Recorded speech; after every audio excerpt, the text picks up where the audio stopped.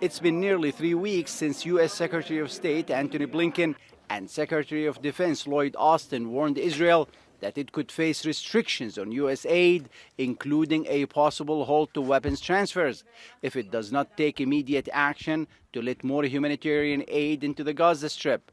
For weeks now, Israel has laid siege to northern Gaza, severely limiting the flow of aid, including food, water, and medical supplies. It is still roughly the same. There have been little improvements here and there on things like additional routes opening up inside Gaza and work around, trying to work through some of the security issues. But the situation still remains not at a level that we find acceptable. Blinken spoke by phone on Friday with Israel's Strategic Affairs Minister Ron Dermer, urging further action to increase aid to civilians in the enclave. Israeli journalist Gideon Levy dismisses the U.S. warning as a hollow threat. It's becoming pathetic. Also, all this issue of humanitarian aid. Not humanitarian aid is what Gaza needs. Gaza needs freedom. Gaza needs stability. Gaza needs rehabilitation and not more sacks of rice or less sacks of rice. I mean, rice will not solve the problem of Gaza, and the Americans are getting this lip service for humanitarian aid just to feel good with themselves. Okay, we supplied the people with rice and oil. Now they are happy. No, that's not the problem of Gaza. Political analyst Mohammad says the United States giving Israel 30 days to allow for a steady stream of desperately needed humanitarian aid, especially into the northern Gaza Strip, is nothing more than giving Israel a license to kill and destroy more under U.S. cover.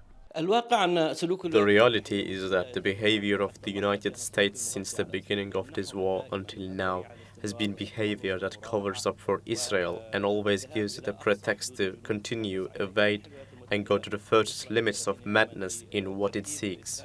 Israel's genocidal war on Gaza has devastated the coastal enclave's health system. Only 14 out of Gaza's 36 medical centers are operational. According to the United Nations, only 49% of Gaza's hospitals are partially functioning due to lack of staff and basic equipment. And last Friday, the UN Special Rapporteur on Health used a new term, medicide, to describe the widespread systematic attacks by Israel on healthcare workers and facilities. Israel has sought to justify its attacks on hospitals by claiming Hamas has been using them for military purposes. Palestinians in the impoverished coastal enclave must endure death, constant bombardment and shelling by the Israeli army, and now starvation. And with Israel blocking the entry of humanitarian aid, Palestinians are at risk of facing death by famine. Mohammad Al-Kassim, TRT World, West Jerusalem.